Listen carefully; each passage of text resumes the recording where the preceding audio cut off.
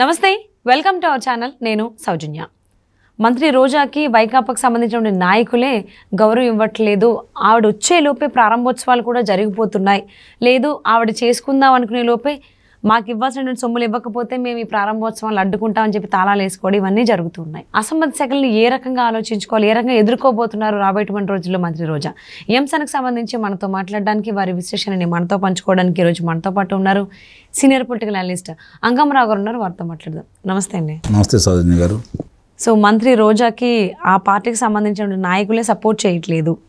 So ఈవిడ ప్రారంభోత్సవాలు చేయాలి అని చెప్పి అనుకోవడం, ఈలోపు వాళ్ళు చేసేయడమో, లేకపోతే మాకు ఇవ్వాల్సినటువంటి ఏవైతే బిల్లులు ఉన్నాయో అవన్నీ ఇవ్వకపోతే కనుక ప్రారంభోత్సవాలు జరగవు అని చెప్పేసి తాళాలు వేసుకుని వెళ్ళడం జడ్పీటీసీ మెంబర్ మురళీధర్ రెడ్డి గారు చేశారు పని. అంటే ఇది అసమ్మతి శాఖలు అనుకోవాలా, లేకపోతే ఏమనుకోవాలి అసలు వీటిని? మహానటి, ప్రస్తుతం మంత్రి. మరి గతంలో ఆమె ఎక్కడి నుంచి రాజకీయ ప్రస్థానం మొదలుపెట్టిందో ప్రజలందరికీ తెలుసు. గతంలో ఆమె మాట్లాడిన మాటలన్నీ ఇప్పుడు ప్రజలందరికీ గుర్తున్నాయి. సహజంగానే ఏ పార్టీలో ఉన్నా కూడా ఆ పార్టీ గొంతుకే వినిపిస్తానని చెప్పని ఆమె గతంలో చెప్పడం కూడా జరిగింది.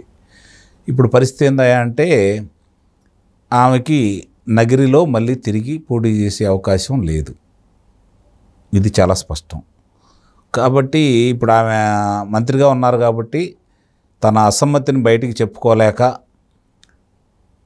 ఇప్పుడు పవన్ కళ్యాణ్ గారి గురించి నిన్న ఆమె ఏం మాట్లాడిందో మనం చూస్తూనే ఉన్నాం. కాబట్టి ఆమెకి గురించి ఆమె స్థానం ఏంటో ఆమె చెప్పలేకపోతుంది. గుడివాడ అమర్నాథ్ గారు ఎక్కడి నుంచి పోటీ చేస్తున్నారో ఆయనకే తెలియదు. మరి జగన్మోహన్ రెడ్డి గారి గురించి ఇంతవరకు మరి ముఖ్యమంత్రి గారు 7 పర్యాయాలు అభ్యర్థులను ప్రకటిస్తే 70 మంది కూడా పూర్తి కాలేదు. మరి చంద్రబాబు నాయుడు గారు ఒకేసారి తన తెలుగుదేశం పార్టీ తరఫు నుంచి 94 మంది, జనసేన పార్టీ నుంచి 5 99 మందిని ప్రకటించారు. గతంలో ఎప్పుడు చేయలేదు చంద్రబాబు నాయుడు గారు. చాలా దూకుడుగా ఉన్నారు. ఇంతవరకు ఎప్పుడు కూడా ఇట్లా ఎన్నికల తేదీ ప్రకటించక ముందు అభ్యర్థులను ప్రకటించాల. కాబట్టి ఆయన చాలా దూకుడుగా ఉన్నాడు, నమ్మకంతో ఉన్నాడు. వాళ్ళు వెళ్ళిపోతా ఉన్నారు. అవును, ఇద్దరిది కలిపి జనసేన టీడీపీ కూటమిది 118 సీట్లు చెప్పేశారు. అంటే ఇప్పుడు వీళ్ళకేం అంతుపట్టలేదు. దీనివల్ల లబ్ధి పొందాం అనుకున్నారు. అసమ్మతి బయటకు వస్తుంది, చాలామంది బయటకు వస్తారు, వాళ్ళని తిరిగి ఆ పార్టీలో జరిపించుకొని చేయాలనుకున్నారు. కానీ వీళ్ళ నుంచి వెళ్ళిపోతున్నారు, వాళ్ళ నుంచి బయటకు రావట్లేదు. చిన్న చిన్న అసమ్మతులు లేవని నేను చెప్పను, కానీ 3-4 చోట్ల మాత్రమే ఉన్నాయి. అందుకంటే అది ఎక్కువగా ప్రభావితం చూపించట్లేదు. ఇవన్నీ చూసుకున్న తర్వాత ఇప్పుడు రోజా గారి విషయానికి వచ్చే తలకి గతంలో ఆమె మీద అవినీతి ఆరోపణలు కూడా చేశారు. వాళ్ళ ఏ విధంగా డబ్బులు తీసుకొని మేయర్గా చేస్తూ ఉన్నారు, లేకపోతే ఇట్లా చేస్తూ ఉన్నారని చెప్పని జిల్లా పరిషత్కు సంబంధించి అభియోగాలు మోపడం కూడా జరిగింది. రెండోది ఏంటంటే ఆమె మీద ప్రజా వ్యతిరేకత చాలా స్పష్టంగా ఉందని చెప్పని అధినాయకుడికి అర్థమైపోయిన తర్వాత ఆమె స్థానాన్ని ప్రకటించలేదు. ఇప్పుడు సహజంగా మాట్లాడటానికి ముందుకు వస్తున్నారు వీళ్ళు. మరి వాళ్ళ స్థానాలు ఎందుకు ప్రకటించట్లేదు అనేది ఒకసారి ఆలోచించుకోవాలి కదా. పొత్తుల్లో భాగంగా వెళ్ళినాయా, లేకపోతే తప్పిస్తున్నారా? తప్పించినప్పుడు ఆయన పిలిచి మాట్లాడుకోవాలి. అది కూడా లేదు. ఇప్పుడు తెలుగుదేశం పార్టీలో కనపడతా ఉంది. అది ఏదన్నా ఒకళ్ళిద్దరు ఉంటే వాళ్ళని పిలిపించుకొని మాట్లాడుకుంటున్నారు. ఇంకా 3-4 అలిగి మాట్లాడుతున్నారు. సహజంగానే వాళ్ళకి ఆలోచనలు వాళ్ళకు ఉంటాయి. దాన్ని తప్పట్లేదు. 175 స్థానాల్లో 10 స్థానాల్లో కూడా హడావిడి చేయకపోతే పెద్ద విశేషమే ఉంటుంది చెప్పండి. ఇక్కడ జరుగుతున్న పరిణామాలు చూసుకుంటుంటే రోజా గారికి సంబంధించి మీరు అన్నట్టు తాళాలు వేసుకుంటా మురళీధర్ రెడ్డి గారు ఈసారి కనుక టికెట్ ఇస్తే ఆవిడని ఖచ్చితంగా మేము ఓడిస్తామని చెప్పేసి ఆయన గలం కూడా విప్పారు. ఆయన బహిరంగానే చెబుతున్నారు. కాబట్టి వైకాపా బీసీసీఎల్ ప్రధాన కార్యదర్శి కావచ్చు, అంటే కంప్లీట్ గా వైసీపీకి సంబంధించిన వాళ్ళందరూ కూడా ఈవిడికి ఎగ్నెస్ట్ గానే ఉన్నారు. వాళ్ళకు వచ్చిన నివేదిక ఏందయ్యా అంటే ఆ నివేదికలో చాలా స్పష్టంగా తెలిసింది ఏందయ్యా అంటే తిరిగి రోజా గారికి గనక నగిరిలో గనక ఇస్తే 25,000 నుంచి 50,000 ఓట్లు తేడాతో ఓడిపోతుందని చెప్పని వాళ్ళకి నివేదికలు ఉన్నాయి. అందుకనే పక్కన పెట్టడం కూడా జరిగింది ఆమె.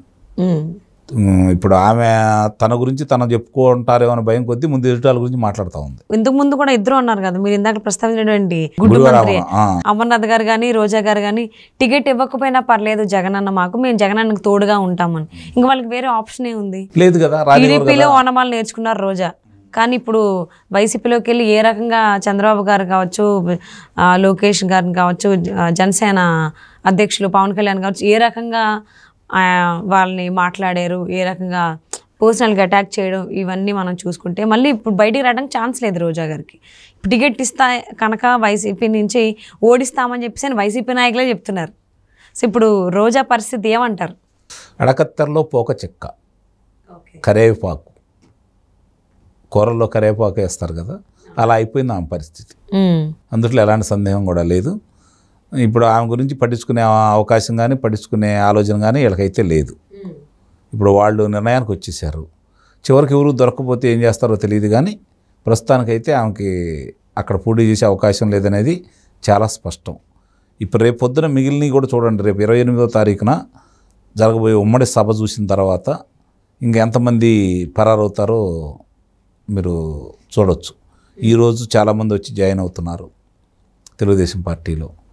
మంత్రులు, శాసనసభ్యులు, శాసనమండలి సభ్యులు, అంటే మాజీ మంత్రులు, శాసనమండలి సభ్యులు, అలాగే లోక్సభ సభ్యులు వాళ్ళు కూడా వచ్చి తెలుగుదేశం పార్టీలో ఈరోజు చేరబోతున్నారు.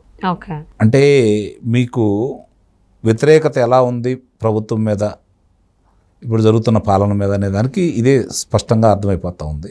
ఇంకా వాళ్ళకి దింపుడు కల్లా ఆశ ఉంది. అందుకనే వైవి సుబ్బారెడ్డి గారు మాట్లాడుతూ ఉన్నారు, దింపుడు కల్లా ఆశ ఉంది. వాళ్ళు ఏంటంటే ఇప్పుడు మేము ప్రకటించిన వాళ్ళందరూ కూడా అభ్యర్థులు కాదు, మేము మళ్ళీ తర్వాత ప్రకటించిన వాళ్ళే అభ్యర్థులు అవుతారని చెప్పని వాళ్ళే చెబుతున్నారు. అంటే 151 మంది శాసనసభ్యులు గెలిపించుకున్న పార్టీ, అలాగే 22 మంది లోక్సభ సభ్యులను గెలిపించుకున్న పార్టీ ఈరోజు అభ్యర్థులు దొరక్క ఇన్నిసార్లుగా ప్రకటించాల్సి వస్తుంది. మరి తెలుగుదేశం పార్టీ అధినేత ఒకేసారి 94 మంది తన వాళ్ళని, 24 మంది అవుతారంటే 118 మందికి చెప్పేశారు. అందుట్లో ఇంకో చాలా స్పష్టంగా చెబుతున్నాడు, మీరందరూ ప్రజల్లో ఉండండి, వారం వారం మీ గురించి నేను పరిశీలిస్తాను, సమాచారం సేకరిస్తాను, మీరు ప్రజల్లో నేను వాళ్ళందరినీ నిర్బద్ధంగా వాళ్ళని తొలగిస్తానని చెప్పి కూడా ఇవ్వడం కూడా జరిగింది. అంత కరాఖండిగా చెబుతున్నాడు ఆయన, మొమ్మాటాలకు పోవట్లేదు. గతంలో చంద్రబాబు నాయుడు గారికి ఇప్పుడు చంద్రబాబు నాయుడుకి చాలా వ్యత్యాసం ఉంది. ఆయన మాటల్లో కాకుండా చేతల్లో చూపిస్తున్నాడు, నవయువకుడులా ప్రవర్తిస్తున్నాడు, ఆయన పరిగెత్తున్నాడు, ఆయన దాన్ని అందుకోవడం ఇళ్లలో అయ్యే పరిస్థితి కనపట్టలేదు. కాబట్టి ఇవన్నీ దృష్టిలో పెట్టుకుంటే చాలా స్పష్టంగా అర్థమైపోతుంది ఏంటంటే అధికార మార్పిడి ఎప్పుడో నిర్ణయించుకున్నారు ప్రజలు. ప్రజలకి ప్రభుత్వానికి జరుగుతున్నటువంటి యుద్ధం ఇది. ప్రజల పక్షాన చంద్రబాబు నాయుడు గారు, జనసేన అధినేత లోకేష్ బాబు గారు ఉండి కలిసి వెళ్తున్నారు, ప్రజలతోటి మమేకం వెళ్తున్నారు. ప్రభుత్వానికి వ్యతిరేకంగా ప్రజలు పోరాడుతున్నారు. కాబట్టి ఇప్పుడు అంతిమంగా ప్రజలు ఏది కోరుకుంటే అదే జరిగింది. వాళ్లే కదా రేపు పొద్దున అధికార మార్పిడి చేయాలంటే. కాబట్టి వాళ్ళ చేతిలోనే ఉంది, కాబట్టి బ్రహ్మాస్త్రం అనేది వాళ్ళ చేతిలో ఉంది, కాబట్టి దాని ప్రకారమే వాళ్ళు అధికార మార్పిడి చేస్తారు. ఈ రోజా గారు లాంటి వాళ్ళు రేపు పొద్దున ఎన్నికలు అయిపోయిందని, ఎందుకంటే ఆమె ఎటు ఆమెకు ఉండేది ఆమెకు ఉంటుంది, మంచి నటీమణి, అలాగే జబర్దస్త్ ఉంది ఆమెకి వచ్చిన ఇబ్బందులు అయితే ఏం లేవు. మిగిలిన పరిస్థితి కొంచెం ఆలోచించుకోవాలి. సో ముఖ్యంగా రోజా గారి గురించి కనుక మనం మాట్లాడుకున్నట్లయితే, సో ఆవిడ ఒకప్పుడు ఎంతమందిని అయితే పక్కన పెట్టారో, దూరం పెట్టారో, ఇప్పుడు వాళ్ళందరూ కూడా వాళ్ళ గలాన్ని విప్పుతున్నారు వ్యతిరేకతకు సంబంధించి. సో కంప్లీట్గా నగర్కి సంబంధించి వ్యతిరేకతే ఉంది రోజాకి. అసంతృప్తి సెగలన్నీ బాగా గట్టిగా వినిపిస్తూ ఉన్నాయి, చూస్తూ ఉన్నాం. మరి రోజా దీన్ని ఎలా ఎదుర్కొంటారు? నగర్లో వైసీపీ నుంచి ఎవరు పోటీ చేయబోతున్నారు, ఎవరు పోటీ చేస్తారు? ఈవిడ వస్తే ఖచ్చితంగా ఓడిస్తామని చెప్పేసి వైసీపీ నాయకులు చెప్తున్నారు. అసలు ఏం జరుగుతుంది నగర్లో వేచి చూద్దామండి.